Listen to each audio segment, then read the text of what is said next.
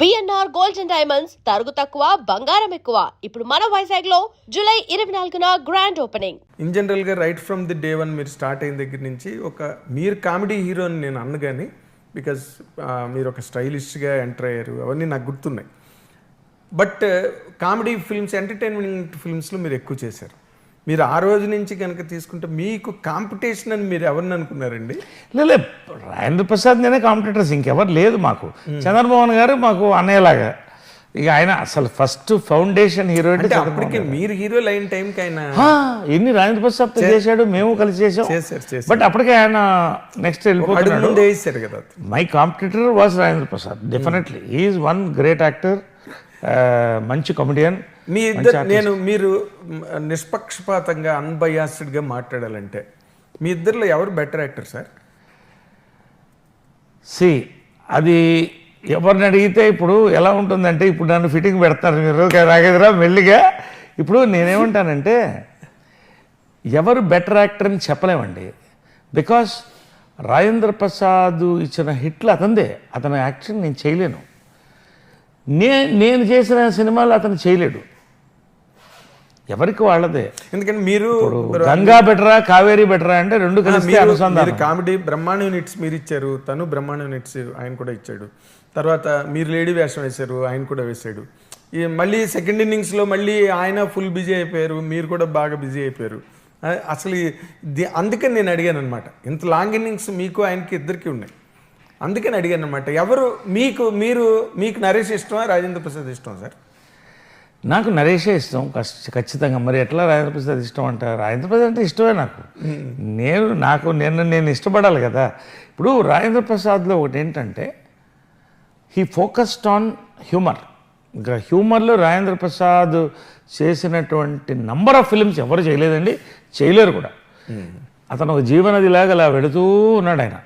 నేను మధ్యలో రాజకీయాలకు వెళ్ళాను, చిత్రంలో లాంటి సూపర్ హిట్స్ ఇచ్చాను, పోలీస్ బ్యారెల్ లాంటి మంచి హిట్స్ ఇచ్చాను.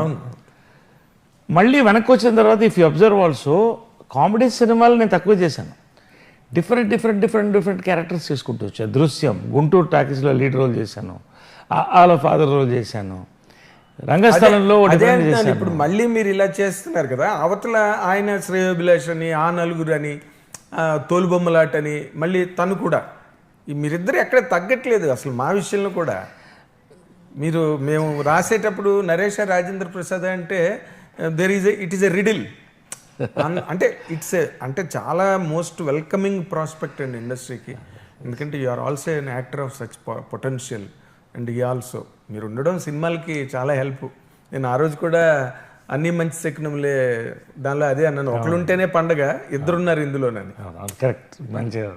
ఇట్ వాస్ సో అలాంటి సినిమాల కోసం ఎదురు చూస్తాం, ఏదైనా కలిసి చేయడానికి మంచి రోజు రావాలి.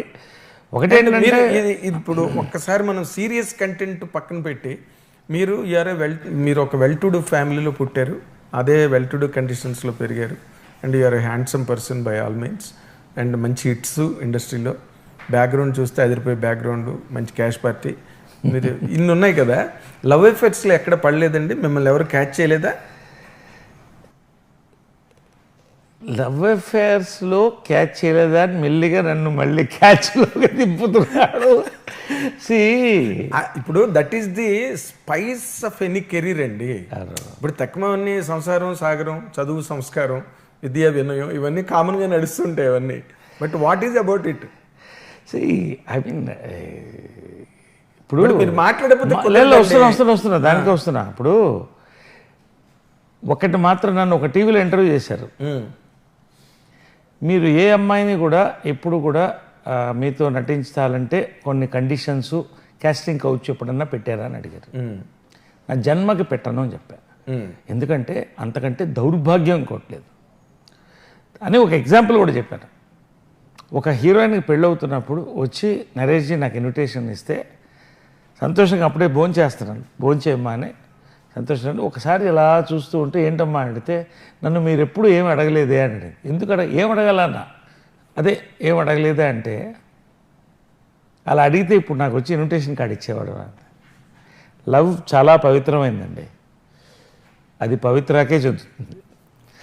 కాబట్టి తప్పటడుగులు దాని మీద కూడా నాకు క్వశ్చన్ ఉందండి పవిత్ర గారి మీద కూడా నేను అడుగుతాను. తప్పటడుగులు ఇప్పుడు ఇందాక మీరు అన్న దాంట్లో ఏంటంటే casting couch is a cheap concept. Falling in love, having crush is something else. It belongs to another level. అందుకని నేను అడిగాను అనమాట, మీకు అన్నీ ఉన్నాయి క్వాలిఫికేషన్స్ అన్నీ, అంటే మీరు మిమ్మల్ని ఎత్తుకెళ్ళిపోయే క్వాలిఫికేషన్స్ అన్నీ ఇండస్ట్రీలో మీకు ఉన్నాయి. అలాంటిది ఏం జరగలేదా? నన్ను చాలా మంది లవ్ చేశారు, లవ్ చేస్తారు కూడా. ఎందుకంటే మీరు డబ్బు పక్కన పెడితే వస్తున్నాను, నేను రావాలి కదా, పాయింట్ చెప్పాలిగా. చాలా మంది లవ్ అదే మీరే చెప్పారు, అందగాడు, క్యాష్ పార్టీ, కెరియర్, కాబట్టి అన్ని రకాల వాటి కోసం లవ్ చేస్తారు. లవ్ అనేది it grows as you grow అండి. I have failed many times. Okay, I have failed many times లవ్లో. Yes, I failed many times in choosing a right partner. I accept all this thing, నేనేమి కాదంట్లా. I failed. మీరు serious topic వైపు నా తప్పు కావచ్చు. మీరు పెళ్ళికి పోట్లా, లవ్కే వస్తున్నాను. సో ఫ్లర్టింగ్ వేరే, ఫ్లింగ్ వేరే, ఎస్, లవ్ వేరే. Yes. Flirting is I'm a very healthy flirt. Okay, fling అనేది నేను జనరల్గా లవ్ని చాలా మరి ఈ మాట వస్తున్నా. flirt ఫ్లింగ్ అంటే ఏంటి? ఫ్లింగ్ అంటే ఏంటి? అఫేర్. ఫ్లర్ట్ అంటే మీ నోటితో చెప్పండి. ఫ్లర్ట్ అంటే సరదాగా, ఒక అందంగా, ఒక హ్యూమరస్గా, ఒక రొమాంటిక్ టచ్తో గుచ్చడం, అంతవరకే. It's a very healthy thing. Fling అనేది it's an affair. Yes. Affairs అలా పెట్టుకోవడం నాకు ఇష్టం లేదండి. I'm serious lover. నేను లవ్ చేస్తే చాలా, అదే వచ్చిన ప్రాబ్లం నాకు. నేను లవ్ చేస్తే చాలా సీరియస్గా లవ్ చేస్తా. చేశారు అవతల వ్యక్తి చేశాం కాబట్టి ఇన్నైనా కదా, కాబట్టి అది ఇప్పుడు నాకు తెలిసి మీరు బాగా సీరియస్ లవ్లో పడిపోయి 2 ఏళ్ళు నిద్ర లేకుండా లవ్లో మునిగి తేలారంటే అది ఒక పవిత్ర లోకేష్ గారితోనే నేను అనుకుంటున్నాను. తక్కువని ఐ డోంట్ నో. నేను ఇట్స్ సి అదే ఒక్కొక్క ఏజ్లో ఒక్కొక్కలాగా పెడుతుంది లైఫ్. బట్ లవ్ కూడా అండి, ఒకటి నేను చెప్తాను లవ్ గురించి. అదే మొన్న ఎవరు మన అనిల్ రావుపూడి షోలో చెప్తున్నాడు, లవ్ అంటే అథారిటీ ఆయనే అండి. కాబట్టి అంటే లవ్ అనేది ఒక్కొక్క ఏజ్లో 16 ఏళ్లలో లవ్ ఏంటంటే చక్కగా కలిసి సినిమా థియేటర్కి వెళ్ళి చేతులు గీతులు పట్టుకోవడం, ఇది లవ్. 16 ఇప్పటికైనా అంతే, అక్కడే స్టార్ట్ అవుతుంది. 20-25 ఏళ్లలో లవ్ ఏంటంటే కొంచెం ఫిజికల్గా పెడుతుంది. 35-40 పెళ్లి చేసుకోవాలి, సెటిల్ అవ్వాలని ఉంటుంది. కానీ అసలు ఇవన్నీ దాటి ఒక కంపానియన్షిప్ కావాలనేది 40 తర్వాత నుంచి స్టార్ట్ అవుతుందండి. Today I'm 59 going 60, 50 years in films. So ఈ టైంలో కంపానియన్ కావాలి అనుకున్నప్పుడు అప్పుడు ఎవరు గుర్తొస్తారంటే, నా తల్లి లాంటి ఒక మనిషి కావాలనుకుంటాడు. పవిత్రని అలాగే నేను చూశాను, అలాగే చూస్తున్నా, అలాగే చూస్తా. సో నిజమైన లవ్ నాకు అందుకోవడానికి 60 ఏళ్ళు పట్టింది. బా వాట్ ఎ లాంగ్ వెయిట్.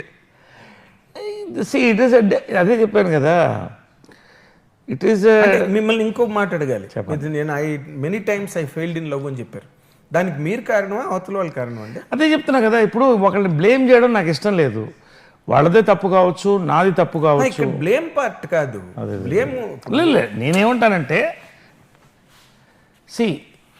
తప్పు కాదు అన్నం కంటే కంపాషబిలిటీ అండి. నువ్వు నా దగ్గర ఏం కోరుకుంటున్నావు, నేను నీ దగ్గర ఏం కోరుకుంటున్నా.